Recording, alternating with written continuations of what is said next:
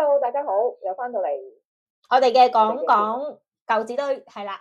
咁今集我哋會講啲乜嘢咧？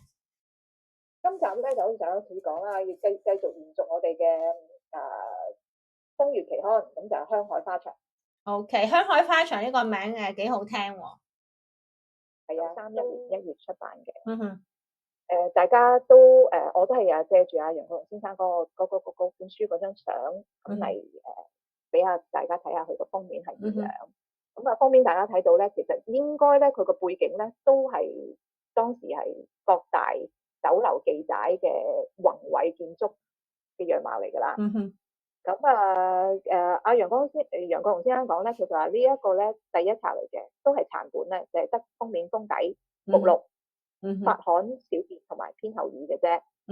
咁就嗱，我喺呢一度咧都係見到咧係內容係話介紹石花、麻花同埋茶花。係我自己我之前話自己唔知咩叫茶花啊嘛，咁原來係我自己即係遺留咗、疏忽咗，原來即係都有茶花出現嘅。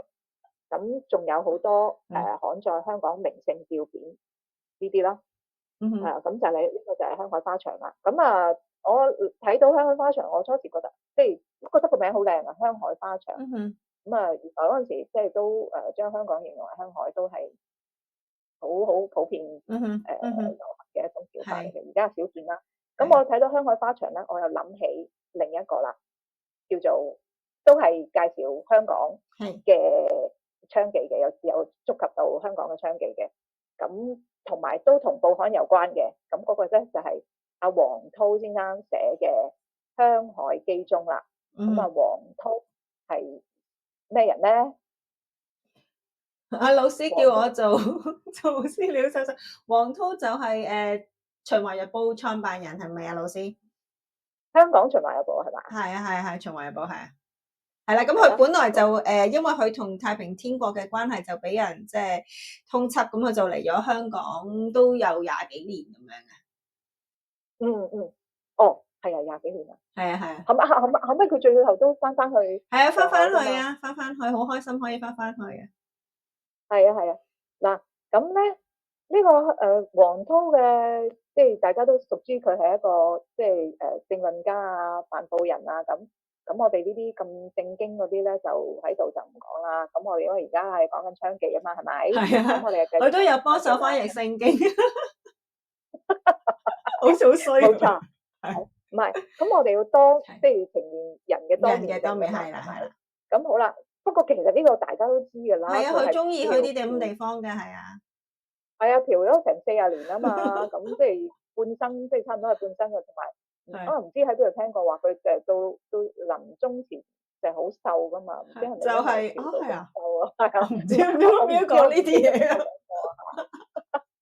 係啦，咁啊，但係我睇翻啲相又唔覺得佢有啲好瘦、好咩嘅樣咁樣啦。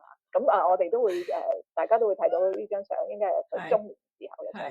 咁佢香港住過啦，啱嚟香港時候都寫咗一篇叫做《香海基中》嘅，咁啊1862年嘅。咁後嚟咧，佢因為佢即係遊歷各國啦，咁後嚟咧就收喺佢嗰本《漫遊隨錄圖記》嗰度嘅。咁呢本《漫遊隨錄圖記》咧就1890年出書啦。咁佢寫呢個香港香海基中咧，咁啊大概咧就係見到描寫上環啦、中環啦、下環啦、薄扶林啦，原來嗰陣時叫薄扶林。係啊，幾得意啊個名係。咁大家睇圖片睇到㗎啦。咁佢嗰本書裏邊咧都有呢個香海基中裏邊香港呢幾笪地方嗰個嗰啲屋啊嗰啲圖樣出嚟嘅。咁啊，除咗呢個上環、中環啊，仲有咩英華書院啊、東華醫院等等嘅。咁啊，另外即係同我哋講嘅題目有關嘅咧，就係佢形容嘅妓女啦。咁啊，佢啊去到上環啦，咁啊見到上環嗰啲屋咧就係參差錯落啦。咁啊，碧窗紅藍啦，畫棟珠簾啦，咁呢啲咧就係妓女嘅居所。咁佢啊再仔細啲形容係啲妓女咁咧，原來呢篇文章咧係高中文學讀香港中國文學嗰度有收錄過呢篇嘢。係咩？幾時啊？我冇讀過嘅。咁應該唔係肯定唔係我哋嘅年代啦。咁你唔好講呢樣嘢。係啦，總之我知道佢係收錄咗嘅，係中國文有趣學嘅有趣。係啦。咁啊話佢粉白六代充任其中，色階六寸枯圓，雪光自至。至於公灣纖小白中僅一二，容色亦言痴參半。其中所謂鹹水妹者，多在中環，女皆西人之愛妻。咁即係有形容呢個鹹水妹啦，話佢哋咧佳者圓肢體月，眉眼流波，亦各別具風韻。